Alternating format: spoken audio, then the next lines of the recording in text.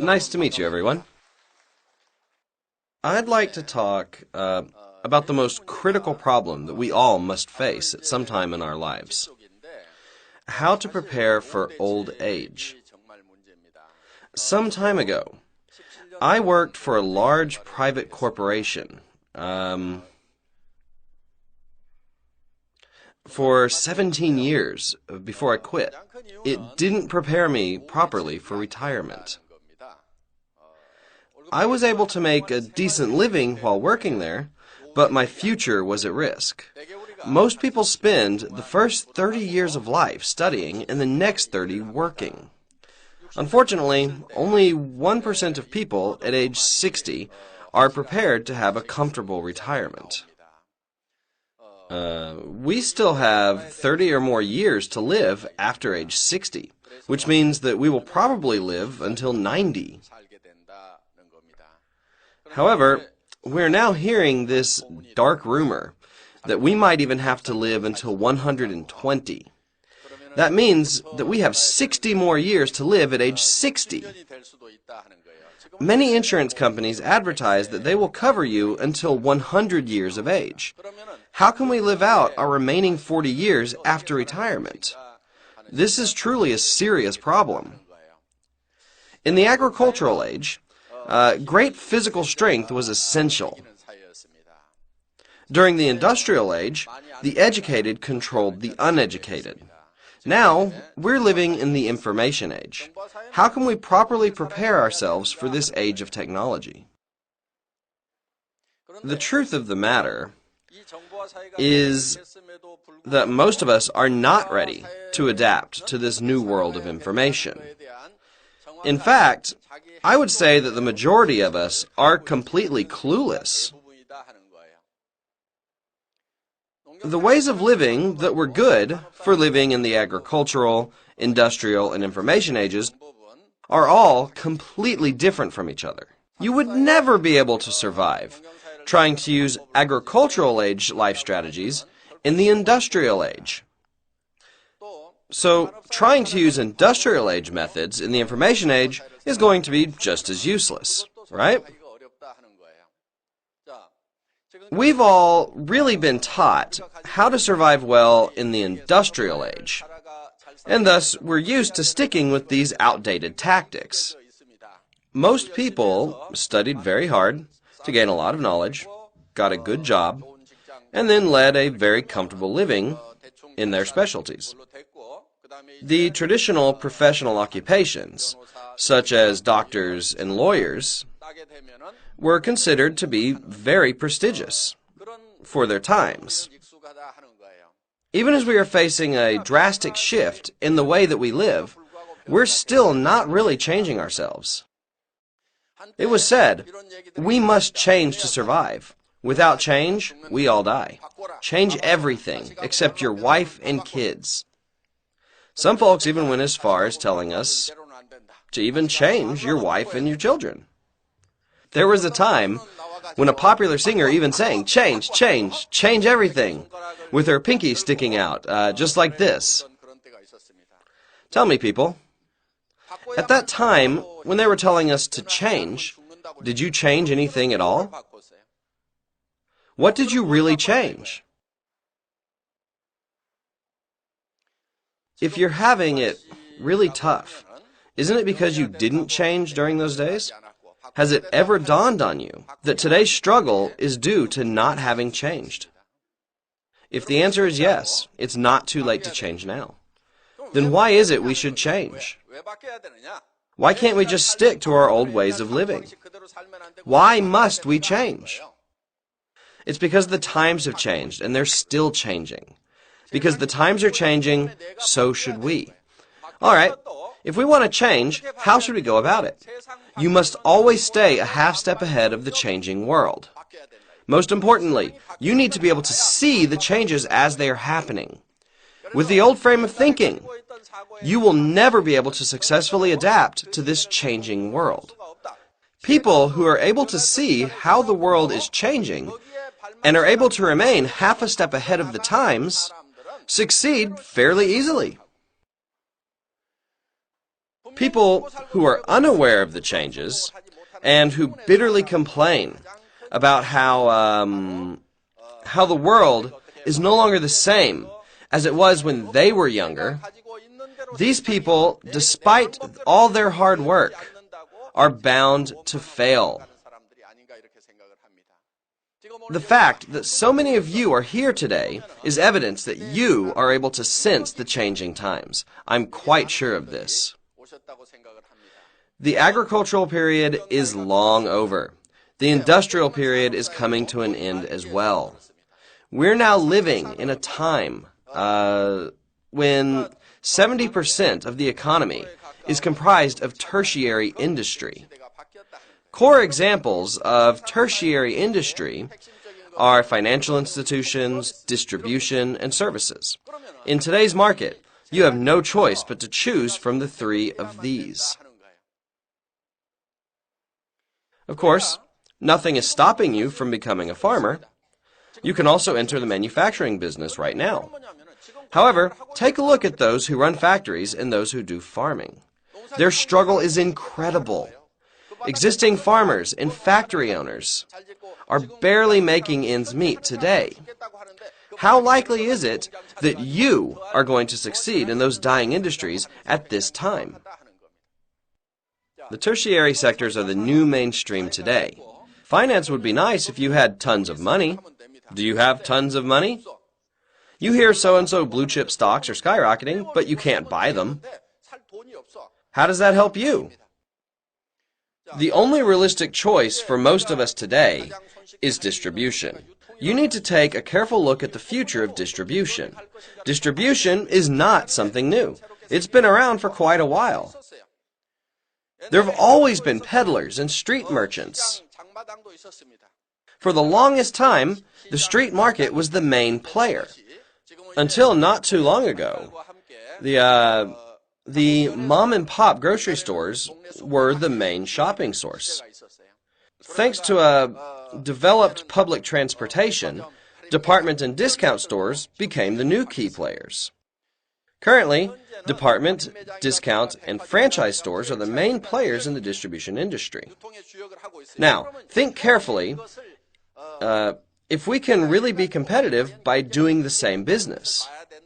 I'm saying that we should look in the direction that distribution is heading and then leap into it head first. Distribution is heading towards becoming a no-shop business. Why is that?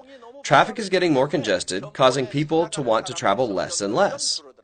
Recent statistics show that the average delivery to one household is 10 times a month. That's right. 10 times a month, packages are delivered to the average house. So, this higher number of deliveries means fewer visits to traditional brick-and-mortar stores.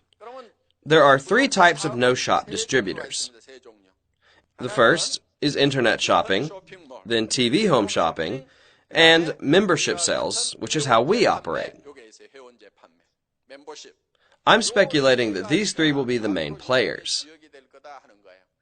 In the very recent past, during the industrial age, the majority of the working population was made up mostly of factory workers and office workers. Now, this current age is trending towards distribution. In distribution, you want to carefully study which model to choose. Our age prefers no-shop distributors to shop-owned ones.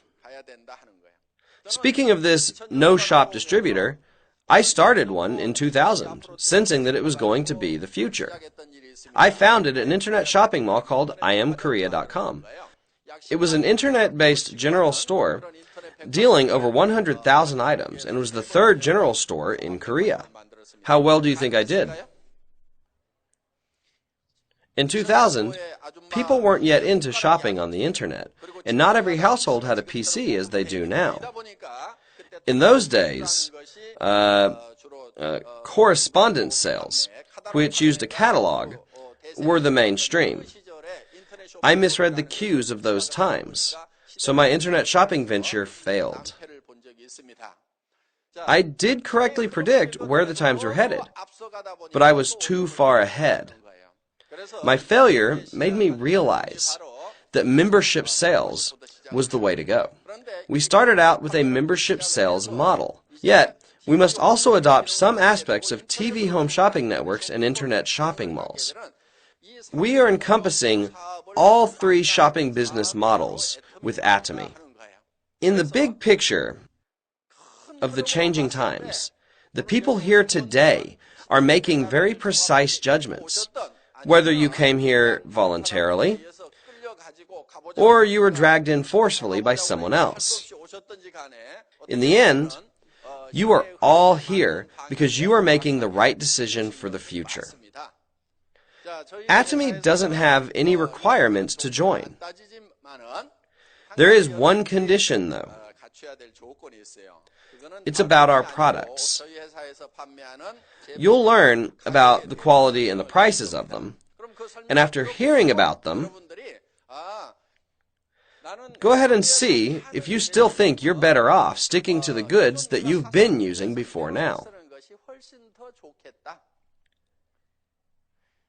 Just see if you'd be interested in Atomy products only because you need to earn money off them, even if you're not going to use them yourself. Just see if you would be buying our shampoo, cosmetics, toothpaste, sugar, or detergents only for business and not for your own personal use. Just go ahead and see if you're really any better off by using the same brands you've been using all your life. Anyone who thinks like this shouldn't bother getting into this business. Even if you did, you wouldn't succeed. We're creatures of conscience. If you insist others use products that you yourself won't even use, sales is going to become impossible. That's exactly why sales is such a tough business. To tell you the truth, sales isn't really hard at all. If your products are low priced and high quality, sales is a cakewalk. Let's say you found a diner that was clean and served great food at low prices. Wouldn't you recommend that diner to other people? That's what sales is all about. Even if you aren't being paid by the diner, you're still glad to help them advertise it. It's actually a fun thing to do. People feel happy when they're sharing something of high value with others. That's what good-hearted people do. It's just basic human instinct to want to share something valuable with our fellow people. So let's say that you discovered a beauty product that just worked wonders for you. You feel your skin getting more clear and firm with every use and found that the price was incredibly low. Would you think, I'm keeping this product a secret from everyone? I'll never share this with my sisters or my friends. I'm going to be the most beautiful of all of them. Does a normal person think that way? No way. Normal people would actually say, hey, try this amazing cream. I need to tell you about this incredible line of cosmetics. It's unbelievably good, and the prices are awesome. You obviously haven't run into such incredible products so far. If you had, you'd have been bursting to share them. It's just human nature to want to share good things with other people. Therefore, it should be very easy to make up your mind today about whether you're going to join the Atomy business or not. It really is a very practical decision. Just take a look at our toothpaste.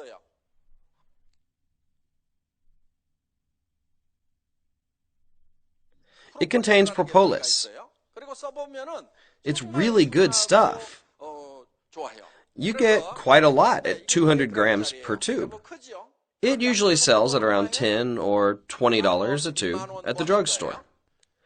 How much does it sell for in grocery or in discount stores? These oversized toothpaste tubes are actually pretty hard to find. Still, how much do you think they sell for? Yeah. Let me tell you at what price you can get these. What if I told you the exclusive distributor's price was just $2.90? Is that reasonable or ridiculous? How much would it be if it were just 100 grams? That would be like $1.45 for a 100-gram tube. So, if you bought this ample-sized tube at $2.90, and the quality turned out to be life-changing, I really don't think that there would be any doubt in your mind that you would want to use only Atomy goods. It doesn't really matter whether you do this business or not. I heard one person say, what kind of toothpaste is this? He mentioned a serious side effect, so I asked what that side effect was. He said that he can no longer use any other brands. That was the side effect he was talking about. This toothpaste is amazingly affordable. If you find that you like it after using it, then keep using it yourself and tell others all about it. Just tell them how much you like it and how they should try it out for themselves. Now, let me tell you about toothbrushes. Just let me tell you. I have tried so many different kinds of toothbrushes that my gums literally became raw. When I finally ran into this one, I wanted to use it for the rest of my life. It was selling at a retail price of $2.20. As you know, supermarkets very often have sales, like buy one get one free. So the sale price was about $1.60. I sat down with the CEO of the toothbrush manufacturer. I asked him if he was willing to supply what I'm trying to sell for less. He said he couldn't do that. He already knew that Atomy pays members 35% of sales, so his no was adamant. So finally, I asked if he would be willing to supply 1 million toothbrushes every month. His face lit up. He asked me if I meant 1 million a month or a year. I said emphatically, 1 million a month and 12 million a year. Our negotiation suddenly got a lot more serious. He told me that raw material costs weren't always paid on time, so I told him that I would advance him the raw material costs up front. He was finally willing to bring his price down, so I went ahead and advanced half the cost to him in cash. That's how we are able to sell these at such a low price. As you all know, this brush has very fine bristles, so it doesn't irritate your gums. If you try a different one after using this for several months, you'll feel pain in your gum line. These toothbrushes are extremely soft, yet they can brush all the nooks and crannies in your mouth. In addition, they contain gold particles that suppress the growth of bacteria. With all these nice functions, they are sold at an affordable price.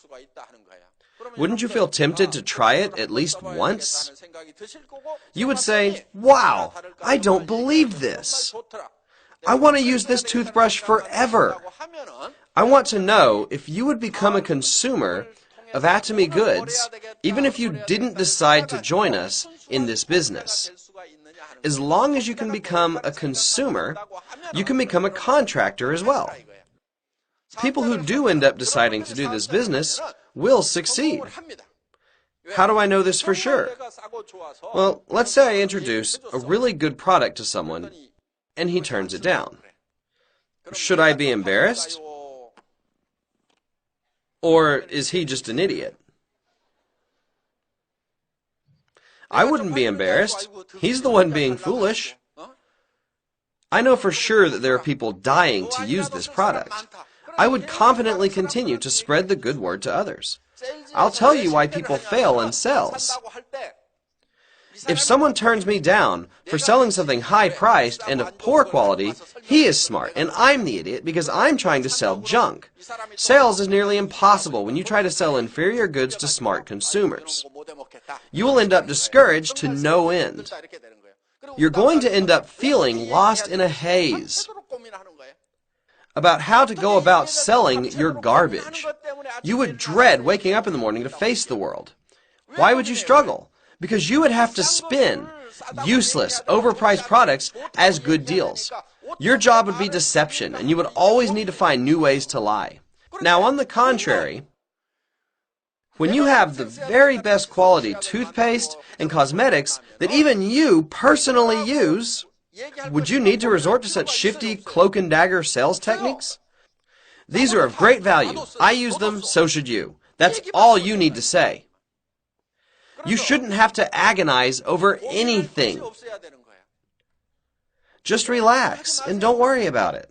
Let me tell you what beginners should do. Novice salespeople start worrying before even saying anything. Do you know how the experts do it? They just blurt stuff out like, "This is great stuff. You need to try it." Who worries then? The experts never worry. Only the listeners do. "This is good stuff. You should try it." Just say that to everyone and don't worry about it. Then from the worriers come new consumers.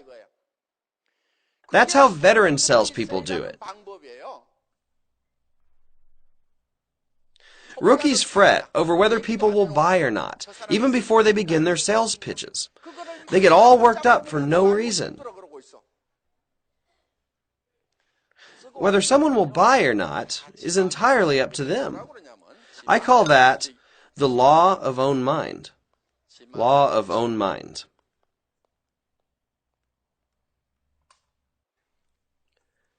To buy or not is in whose mind? Their mind. Whether to speak or not is in whose mind? My mind.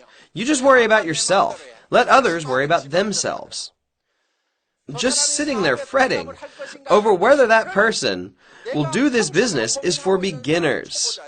What do the pros do? What do they do? Hey, I went to a seminar the other day. They have incredible stuff at unbelievable prices.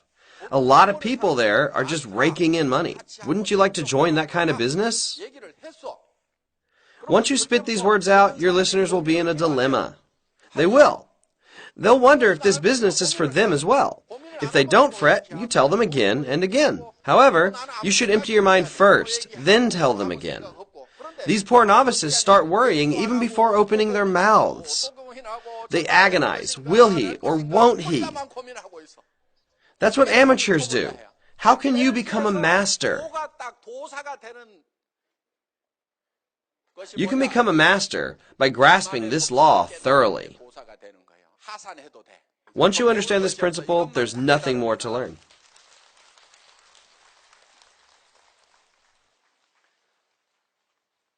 In order for you to deliver the truth, you must experience our products for yourself. I'm telling you, our skincare products are marvelous. When you use them, you'll know. This was developed by Korea Kolmar, which has had a great reputation over 100 years. It specializes in cosmetics and has research labs and factories all over the world. If Korea Kolmar didn't have superior technology, it would never be able to sell anything. Why is that? They don't sell their products themselves. They sell their products to cosmetics manufacturers and retailers. You see many famous brands in department stores, don't you? Korea Kolmar supplies products under those brands too. The only thing that's different is the label. Those luxurious brands that advertise all over the place and are sold for hundreds of dollars in department stores are actually manufactured by Korea Kolmar. Korea Kolmar actually has the highest ratio of researchers to employees among all cosmetics makers in Korea. They thrive because of their superior technology. That very same superior technology is used to make our products. There is so much objective evidence proving our quality. For example, our essence received a top-notch industrial award called the Jongyungshil Award in Korea. This award is given only to the best among all the products available in the Korean market, including luxury brands. Our essence obtained that award. Why? Was it thanks just to the low price? It competed with far more expensive ones. This award is blind to price tags. It pays strict attention to only the quality. This award is given to only the best products. Our Essence won that prize. It competed with products that are 10 to 20 times more expensive. Nevertheless, this was selected as the winner.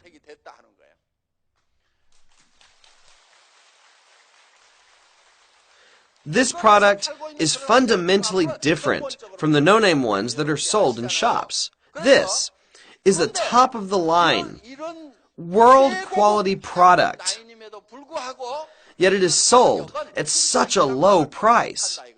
How much does it cost? Well, it's sold in packages. A set of 6, when sold at ED price, makes it more affordable than the luxury brands. Have you ever seen these oversized lotions? These skin lotions, milk lotions, selling at such a bargain? That's just insane. However, the ingredients in here are just as good, if not better, than the world-class brands. I've heard that said so many times. Let me tell you something that happened once. A lady who loved expensive brands was given this.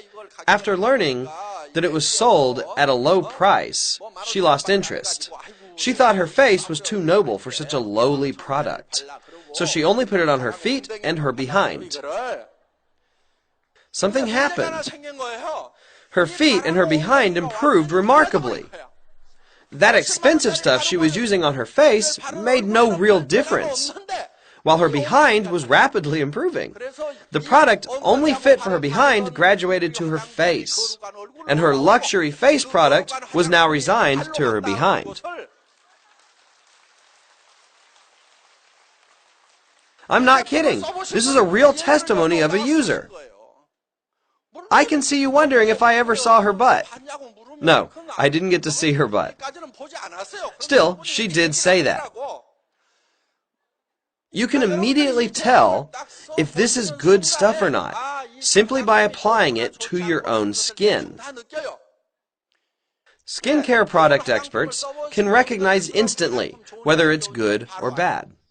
Ladies who are used to using premium brands speak more highly of our products. Let me tell you about a new trend happening today among wealthy ladies. Ladies living in upscale areas ask each other about them when they notice each other's unsightly neck wrinkles. They buy our eye cream, and they apply it to their neck in very large amounts. Sometimes 3 or 4 creams every month. Most ladies dab a tiny amount of that precious eye cream around their eyes, believing that the skin around the eyes is very different from the rest of the face. What? Of course it isn't. Skin is the same all over. Skin is the same for Caucasians, Asians, and African people. What foreigners use works wonderfully on our faces as well. What difference does the skin on our faces make? If the imported goods that are being used by other people in different countries who are far away work so well on our faces, why can't we use that eye cream on our necks? The eyes and the neck are not far from each other,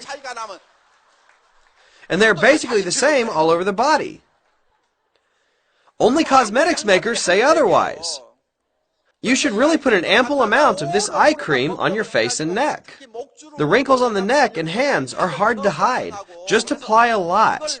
It will make a really big difference. This is not just an eye cream. A lot of people do use it on their necks.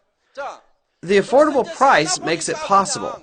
Listen, people, no matter how great the cream is, a tiny amount isn't going to do anything. You have to apply it generously. Put on as much as you can. Some of it will be absorbed into the skin, and some of it is left over on the skin to help protect the surface of your face. So make sure you put it on generously. With your current product, you can't, due to the high price. But finally, you can cake it all over your face. It's so affordable.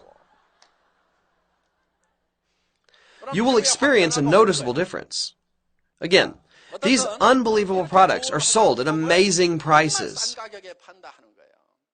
You know the real cost for all cosmetics, don't you? Is it you get what you pay for? No. Even the premium brands have a very low wholesale cost. The manufacturing costs of those famous brands are seen in their export prices. They stack up advertisement costs, shop rental, and other expenses to drive prices up. Look at all those magazines that are full of cosmetics ads. Their models are all very highly paid supermodels. All those costs and expenses are totally unrelated to the ingredients. 80 to 90% of the costs are completely unnecessary. The actual costs to make the goods are very low. All of our products are made with absolute quality first in mind. I declared we are selling the best quality products. Our products are prestigious brands. However, we are selling them only at affordable prices. They are truly accessible to ordinary people. This item here also has the same quality of those premium brands that are sold so expensively in fancy department stores. Nevertheless, it sports a much lower price tag than those at discount stores, making it very affordable to average people. All you have to do is use it and tell your people how it is. What should you say? Can you remember? It's good and low priced. Don't think too much. It's good and low priced. There's nothing complicated to worry about here. Just tell people, I used it and loved it. You should try it too. Say that to everyone you meet. And keep telling people. Some people agonize over what to say. If you don't know what to say, just say anything. Say whatever pops into your mind. Some people might even get frustrated with you and find out about us through the internet as they start looking for the information themselves. If they're not satisfied with your explanation, bring them here so that they can see it for themselves. Not being the best speaker can be a strategy too. Just say whatever. Don't sweat it. Poor speakers don't become good speakers overnight. The bottom line is, it's good and low priced. I used it and loved it. You should try it too. That's atomy. Do you understand what I'm saying? After that, the people that you talk to will do the same to others. It's good and low priced.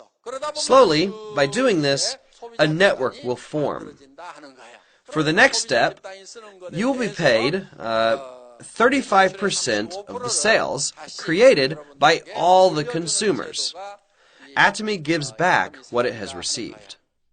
Don't you think these products are good enough to use regardless of compensation? Regardless of compensation, you should use these. Just say that to others. Who has been taking all of your spending money so far? Owners of discount stores, TV home shopping networks, and other distributors have been raking it in. I'm saying we, ordinary people, need to stop doing them favors. Stop contributing to their wealth and use Atomy goods. Atomy will return 35% of sales revenue. 35% of the cost of these goods will be returned to you. The owners of those big discount stores and management people have been taking that 35% from you. Look at us. We sell products at a lower price than those outfits and give the margins back to you. That's why we're trying to become an exceptional company. One of our goals is to become an unmanned company. We're trying to automate the entire system.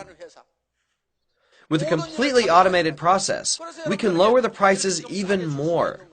In addition, we give back the profits we make. Atomy is a world-class, cutting-edge company with revolutionary management ideas. I'm going to wrap up now by wishing for you all to become successful and wealthy through Atomy. Thank you for listening.